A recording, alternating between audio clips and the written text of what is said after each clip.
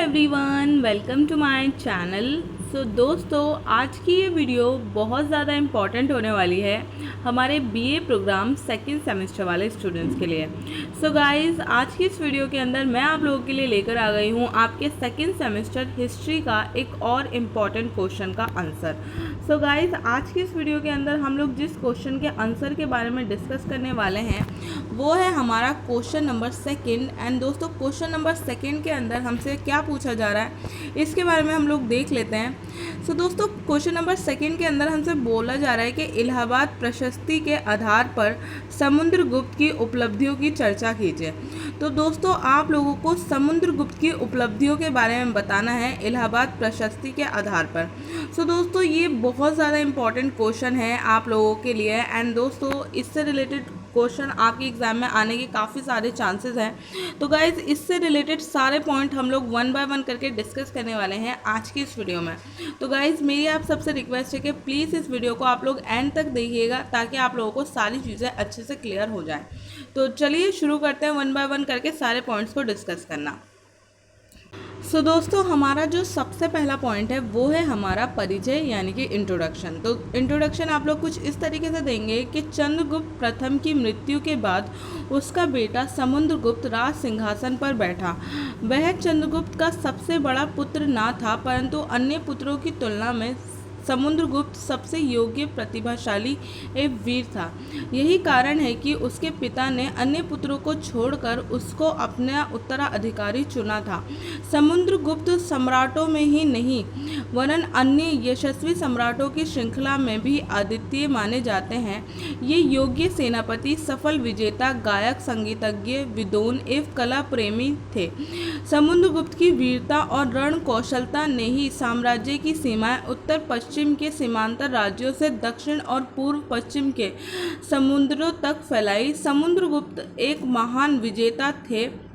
इतिहासकार स्मिथ ने समुद्रगुप्त को भारत का नेपोलियन कहकर उसकी विजेताओं को सम्मान दिया है। सो दोस्तों, इस तरीके से आप लोग इस क्वेश्चन के आंसर में एक सिंपल सा परिचय लिख सकते हो। सिंपल से परिचय के अंदर मैंने आप लोगों को सारी चीज़ें बताती हैं। बेसिकली समुद्रगुप्त कौन थे, उन्होंने क्या काम किया, सारी चीज़ें मैंने आपको यहाँ एक्सप्लेन कर दी है।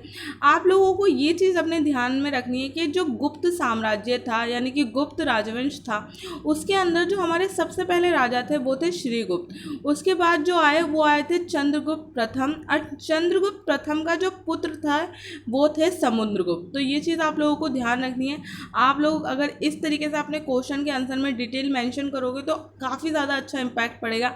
इसके बाद आप लोगों को एक और इम्पॉर्टेंट पॉइंट यहाँ पे ध्यान रखना है, वो ये ध्यान रखना है कि समुद्रगुप्त को अपने टाइम पर वो सब कुछ थे। एक सफल सेनापति भी थे, एक विजेता भी थे, एक गायक भी थे, एक संगीतज्ञ भी थे, कला प्रेमी भी थे। तो ये सारी चीज़ें आप लोगों को ध्यान रखनी है। और एक लास्ट पॉइंट जो कि आपको ज़रूर अपने क्वेश्चन के आंसर में मेंशन करना है वो है ये वाला पॉइंट, जिसमें ये कहा गया है कि इतिहासकार स्मिथ ने उन्हें भारत का नेपोलियन कहकर पुकारा है। तो दोस्तों, ये वाला पॉइंट बहुत इंपॉर्टेंट है, इसको आप लोग अपने क्वेश्चन के आंसर में ज़रूर मेंशन कीजिएगा, काफ़ी ज़्यादा अच्छा इम्पैक्ट पड़ेगा। दोस्तों, इसके बाद जो हमारा अगला पॉइंट है वो है इलाहाबाद प्रशस्ति। सो गाइज, हमारा जो अगला पॉइंट है वो है इलाहाबाद प्रशस्ति। सबसे पहले मैं आप लोगों को इलाहाबाद प्रशस्ति की विशेषताओं के बारे में बताने वाली हूँ। प्रयाग से तात्पर्य उस स्थान से है जहाँ कोई वस्तु या कई वस्तुएं मिल सकती हैं। प्रयाग इलाहाबाद का एक प्राचीन नाम है क्योंकि ये गंगा, यमुना और पौराणिक सरस्वती नदी का संगम है। प्रशस्ति एक स्तुति है जिसका अर्थ है किसी की प्रशंसा में। इलाहाबाद प्रशस्ति को सबसे पहले इलाहाबाद के निकट कौशाम्बी में अशोक स्तंभ पर अंकित किया गया था। बाद में इसे इलाहाबाद के किले में स्थानांतरित कर दिया गया। ये एक अशोक स्तंभ है, लेकिन इसके चार अलग अलग शिलालेख हैं। ब्राह्मी लिपि में मानक अशोक के शिलालेख सभी स्तंभों पर पाए जाते हैं। अशोक की पत्नी कौरविकी के धर्मार्थ कार्यों की सराहना करने वाला रानी का आदेश। हरिसेन, जो कि समुद्रगुप्त के दरबारी कवि थे, उनके द्वारा संस्कृत और ब्राह्मी लिपि में लिखे गए समुद्रगुप्त के शिलालेख भी यहाँ पाए जाते हैं। इसमें समुद्रगुप्त की विजयों और गुप्त साम्राज्य की सीमाओं की चर्चा है। जहांगीर के फारसी शिलालेख भी यहाँ मिलते हैं। शिलालेखों का श्रेय समुद्रगुप्त को जाता है। ये चंपू काव्य शैली में लिखा गए हैं, जो संस्कृत में बहुत ही बुनियादी और सुरुचिपूर्ण है। इसमें समुद्रगुप्त की उपलब्धियों की एक सूची है। इस शिलालेख में समुद्रगुप्त की विजयों और गुप्त साम्राज्य की सीमाओं का उल्लेख है, जो समुद्रगुप्त की महिमा के बारे में बताते हैं। इस शिलालेख के अनुसार समुद्रगुप्त ने उत्तर में 9 राजाओं और दक्षिण में 12 राज्यों को नष्ट कर दिया और सभी अताविका राष्ट्रीय को सहायक बना दिया। सीमावर्ती राज्यों में 5 से अधिक राज्यों के दस्तावेजों के अनुसार समुद्रगुप्त ने उन पर अपना आधिपत्य स्वीकार किया। उसने सिलोन के राजशाही और दक्षिण पूर्व एशिया के क्षेत्रों के साथ मजबूत संबंध बनाए रखे। हरिसेन ने समुद्रगुप्त को अपनी स्तुतियों में 100 युद्धों के नायक के रूप में वर्णित किया है, जिससे समुद्रगुप्त की महिमा जिसे समुद्रगुप्त की मोहर से प्रमाणित किया गया है, जिसमें अश्वमेध यज्ञ करने के लिए प्रामाणिकता एक घोड़ा भी शामिल है। पुष्यमित्र शुंग के बाद ये संभवतः पहला अश्वमेध यज्ञ था। उनके सिक्कों में उन्हें वीणा बजाते हुए दिखाया गया है। उनसे सिलोन के राजा को बोधगया में एक मठ के निर्माण की अनुमति दी। हरिसेन ने उन्हें कविराज के रूप में संदर्भित किया है। ये दर्शाता है कि वे कविता की कला के संरक्षक होने के साथ साथ एक कवि भी थे। समुद्रगुप्त को विक्रमार्क नाम भी दिया गया था। तो दोस्तों, मैंने आप लोगों को इलाहाबाद प्रशस्ति से रिलेटेड कुछ बेसिक से फैक्ट इन कुछ लाइनों के अंदर बताए हैं। प्लस यहाँ पे मैंने आप लोगों को ये चीज़ भी क्लियर की है कि जो इलाहाबाद प्रशस्ति है उसका जो निर्माण करवाया था वो तो अशोक ने करवाया था, लेकिन ये जो फेमस है ये समुद्रगुप्त की चीज़ों के लिए ये फेमस है। तो दोस्तों, ये जितने भी फैक्ट मैंने आप लोगों को यहाँ पे एक्सप्लेन किए हैं, इनको आप लोग ध्यान रखने की कोशिश कीजिएगा, क्योंकि ये सारे फैक्ट बहुत ज़्यादा इंपॉर्टेंट हैं एंड ये आप लोग के आंसर के अंदर आप लोग के बहुत ज़्यादा काम आने वाले हैं। सो दोस्तों, चलिए अब हम लोग फटाफट से देखते हैं हमारे अगले पॉइंट को, जो कि है समुद्रगुप्त की विजयों का वर्णन कीजिए। इतिहास जानने के साधन समुद्रगुप्त के जीवन चरित्र एवं विजयों के विषय में पर्याप्त सामग्री मिल जाती है। स्वयं समुद्रगुप्त ने अपनी प्रशस्ति अशोक के प्रयाग स्तंभ पर अंकित कराए हैं। ये स्तंभ इस प्रशस्ति में समुद्रगुप्त की दीर्घ विजय एवं उनके गुणों का गद्य एवं पद्य दोनों में ही बड़े रोचक वर्णन किया गया है। समुद्रगुप्त की दीर्घ विजयों का कारण यही था कि उससे उत्तराधिकार में एक छोटा सा राज्य प्राप्त हुआ, जिससे वह असंतुष्ट नहीं था, परंतु अब उसने अपने राज्य विस्तार की योजना बनाई। समुद्रगुप्त ने कहाँ पर विजय प्राप्त की, इसका पूरा विवरण प्रयाग प्रशस्ति में मिल जाता है, परंतु प्रशस्ति में यह नहीं लिखा है कि उसने किस राज्य को कब जीता। उसमें केवल विजयों का उल्लेख मात्र ही है। समुद्रगुप्त की दीर्घ विजयों का निम्नलिखित क्रम में रखा जा सकता है। तो दोस्तों, इलाहाबाद प्रशस्ति यानी कि अशोक स्तंभ के बाद के पास जो समुद्रगुप्त ने अपना प्रशस्ति उकेरा है, यानी कि अपना प्रयाग स्तंभ पर अंकित करवाई है अपनी विजयों के बारे में, उनसे हमें ये तो पता चल जाता है कि समुद्रगुप्त ने कौन कौन सी जगहों को जीता, कहाँ पर उसने अपना अधिकार किया, लेकिन उससे हमें ये पता नहीं चलता कि उसकी जो ये अलग अलग टाइम पे जो उसने ये जीत हासिल की, कब और कैसे की। तो दोस्तों, ये चीज़ आप लोगों को ध्यान रखनी है। इसके अलावा आप लोगों को एक पॉइंट और ध्यान रखना है, जो कि ये है कि जो समुद्रगुप्त थे उनकी जितने भी गुण हैं वो सारे इलाहाबाद प्रशस्ति पर लिखवाए गए हैं। तो ये चीज़ आप लोगों को ध्यान रखनी है। और समुद्रगुप्त बेसिकली अपने राज्य का विस्तार करना चाहते थे। उनको जब राजवंश सौंपा गया तो उनके पास एक छोटा सा साम्राज्य आया, जिससे वो असंतुष्ट नहीं थे, लेकिन वो और बड़ा अपना साम्राज्य करना चाहते थे। इसीलिए उन्होंने युद्ध करना शुरू किया और अंत में उन्होंने एक विशाल साम्राज्य की स्थापना की। सबसे पहला जो हमारा पॉइंट है वो है आर्यवर्तीय की विजय। विजय। तो दोस्तों ये वाला पॉइंट आप लोगों को बहुत अच्छे से ध्यान रखना है। विद्वानों का ऐसा अनुमान है कि आर्यवर्त की दिग्विजय संभवतः समुद्रगुप्त की सबसे पहली विजय थी। अपने साम्राज्य का विस्तार करने के लिए समुद्रगुप्त ने सर्वप्रथम अपने पड़ोसी राज्यों से ही निपट लेना उचित समझा। प्रयाग प्रशस्ति के अनुसार आर्यवर्ती में 9 राज्य थे। प्रशस्ति में इन राजाओं के राज्यों के नाम मिलते हैं। प्रशस्ति में लिखा है कि इन राजाओं के राज्यों को समुद्रगुप्त ने जीतकर अपने राज्य में मिला लिया। इन विजयों के प्रमाण स्वरूप अधिकांश उत्तर भारत समुद्रगुप्त के अधिकार में आ गया। आर्यवर्ती के निम्नलिखित राजाओं का राज्य समुद्रगुप्त ने जीत लिया था। नागसेन को कुल का नाम कहा है। केददेव, कोतल, नागदत्त, चतुर्वर्मन आदि। दोस्तों सबसे पहले जो हमारा पॉइंट है वो है आर्यवर्ती की विजय। दोस्तों विद्वान ऐसा मानते हैं कि सबसे पहले जो समुद्रगुप्त ने अपना जो विजय प्राप्त की वो आर्यवर्ती की विजय थी। और उसने सबसे पहले ये सोचा कि दूर के प्रदेशों को जीतने से पहले उसे अपने आसपास के जो प्रदेश हैं उनको जीतना होगा। इसलिए उसने अपने आसपास जो उसके पड़ोसी राज्य थे उनसे निपटने का डिसाइड किया और सबसे पहले उनको अपने साम्राज्य में मिलाया। और लास्ट में मैंने आप लोगों के लिए यहाँ पे उन राजाओं के नाम भी मेंशन किए हैं। तो अगर हो सके तो आप इसमें से कुछ 4 से 5 नाम ध्यान रख लीजिएगा जो कि आप लोगों के लिए अच्छे रहेंगे आपके क्वेश्चन के आंसर के लिए। इसके बाद दोस्तों जो हमारा अगला पॉइंट है वो है अट्टविकी राज्यों की विजय। प्रयाग प्रशस्ति में अट्टविकी राज्यों के नाम नहीं लिखे हैं। अट्टविकी राज्य अधिकतर जंगली जातियों के थे। बिना इन राज्यों को जीते समुद्रगुप्त दक्षिण की ओर ना बढ़ पाते, इसलिए इन राज्यों को विजय से उनके दक्षिणी अभियान का मार्ग खुल गया। ये राज्य आधुनिक जबलपुर से लेकर उत्तर प्रदेश में मिर्ज़ापुर तक फैले हैं। तो दोस्तों हमारा जो अगला पॉइंट है वो है अट्टविकी राज्यों की विजय।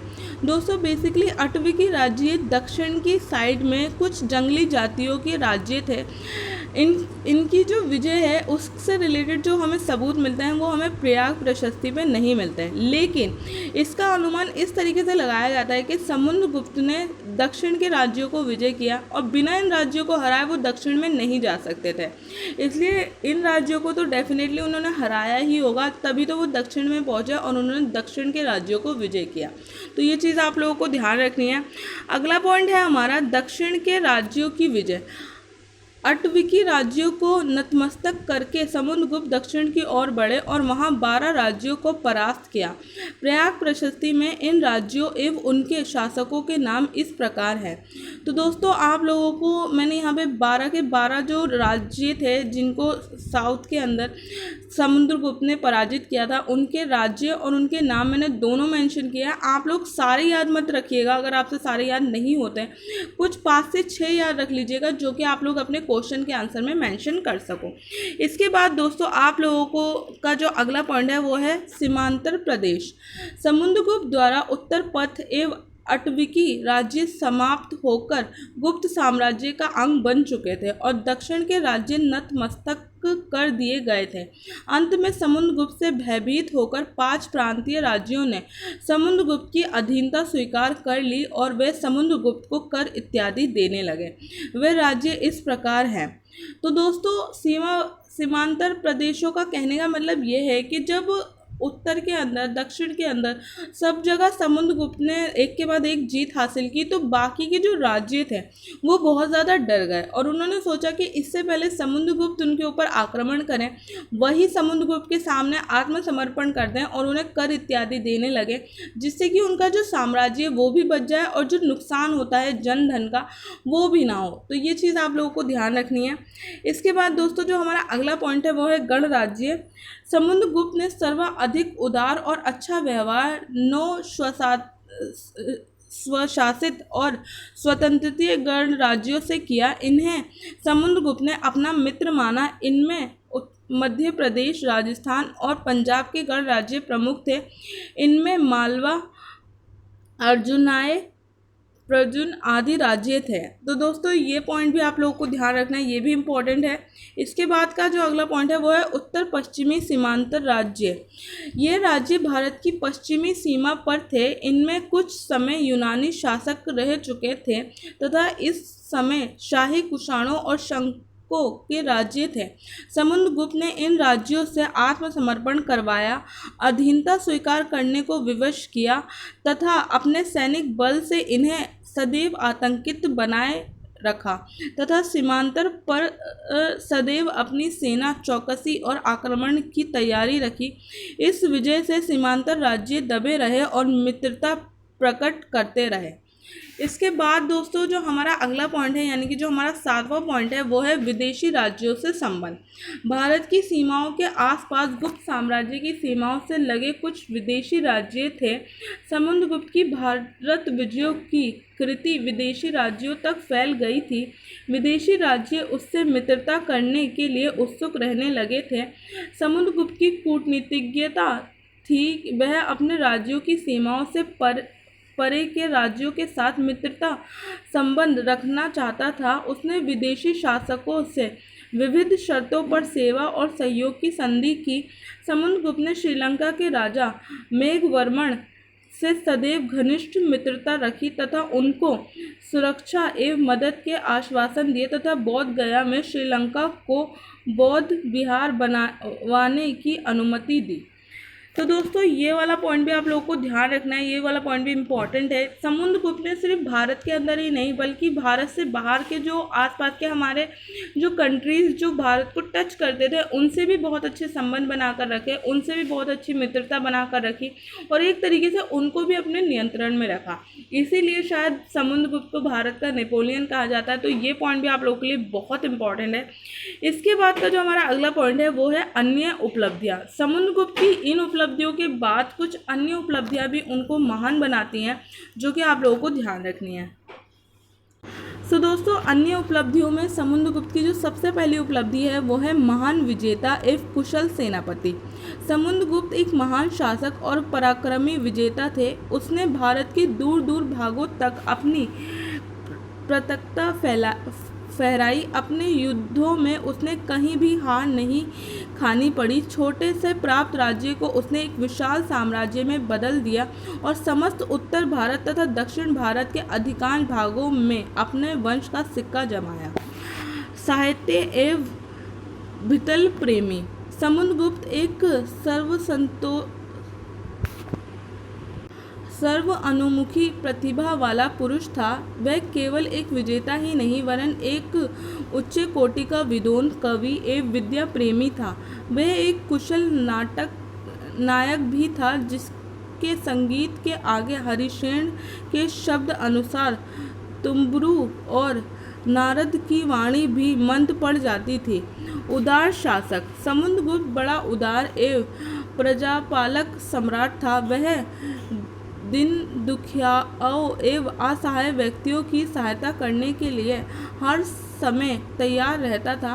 हरिशेन ने उसे दिनों को दान देने वाला बताया है। समुद्रगुप्त धर्म दृष्टि से भी उदार थे। वह स्वयं वैष्णव धर्म के अनुयायी थे परंतु सभी धर्मों का आदर करते थे। तो दोस्तों ये 3 पॉइंट अन्य उपलब्धियों में आते हैं। इन 3 पॉइंट्स को भी आप लोग याद रख सकते हो, इम्पॉर्टेंट है आप लोगों के लिए। इससे और ज़्यादा अच्छा इम्पैक्ट आपके क्वेश्चन के आंसर पे पड़ेगा। एंड दोस्तों यहाँ पे हमारा जो आंसर है वो फिनिश होता है। लास्ट में आप लोगों को एक निष्कर्ष लिखना है जो कि आप लोगों को खुद से लिखना है ताकि ये जो पूरा आंसर है ये आप लोगों के दिमाग में क्लियर हो जाए। एंड उम्मीद करती हूँ कि ये वीडियो आप लोगों के लिए बहुत ज़्यादा हेल्पफुल रहेगी। अगर ये वीडियो दोस्तों आप लोगों के लिए हेल्पफुल रहती है और ये क्वेश्चन आप कि एग्ज़ाम में आता है तो प्लीज़ मुझे कमेंट करके ज़रूर बताइएगा ताकि मुझे भी पता चले कि जो कंटेंट मैं आप लोगों के लिए लेकर आ रही हूँ वो आप लोगों की हेल्प कर रहा है या नहीं। तो दोस्तों उम्मीद करती हूँ कि आज की ये वीडियो आप लोगों को पसंद आई होगी। अगर वीडियो अच्छी लगी हो तो वीडियो को लाइक कीजिएगा, अपने दोस्तों के साथ शेयर कीजिएगा एंड चैनल पर अगर आप पहली बार आए हैं तो चैनल को सब्सक्राइब करना मत भूलिएगा। मिलती हूँ मैं आप सबसे अगली वीडियो के अंदर, तब तक के लिए थैंक यू सो मच।